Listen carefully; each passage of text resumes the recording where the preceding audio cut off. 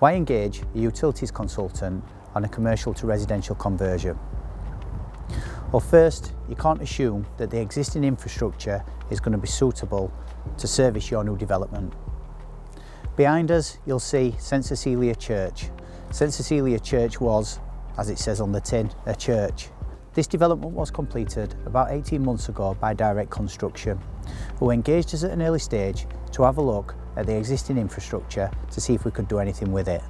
We found a 3-phase electric supply which was of no use to the developer. There are 18 flats in this building. That means that we needed to take out the existing infrastructure and replace it with something that was more suitable.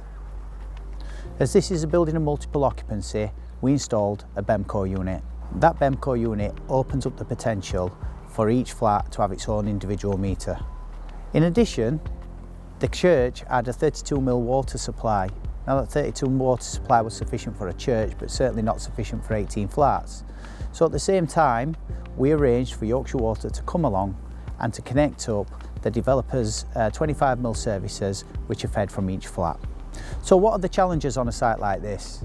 Well, first, space. What we had to do, where those doors are over there, is find a space for an internal plant room to be created.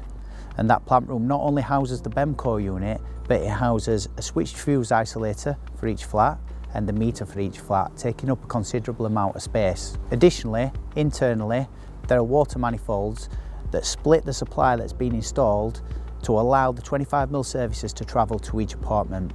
Throughout the build period, we also encountered various other challenges. So on the day of the water installation, we found that in the area leading up to where the doorway is, that there were 2 site cabins and a skip.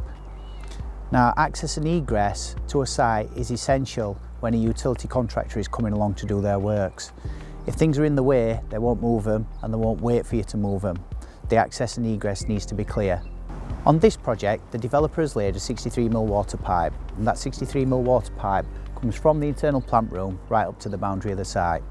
When a 63mm pipe is installed, it has to be tested and chlorinated. When that test and chlorination is completed, some samples are taken and forwarded to a lab, at which point tests are done on the water quality.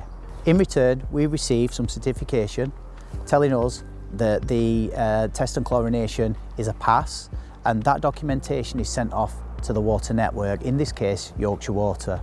And they need that information before they'll do that final connection to the network as a demonstration that we have followed their due diligence. As explained, we have installed a BEMCO unit to feed the 18 flats, but that BEMCO unit is also big enough to provide the development with a landlord supply.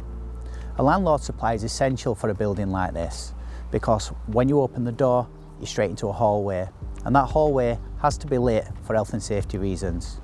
Now, without a landlord supply, you don't have any lighting in your communal areas. So, when contacting a utilities consultant, please remember, give them the data around the number of properties that you're trying to supply, but also give consideration to your own landlord requirements as well.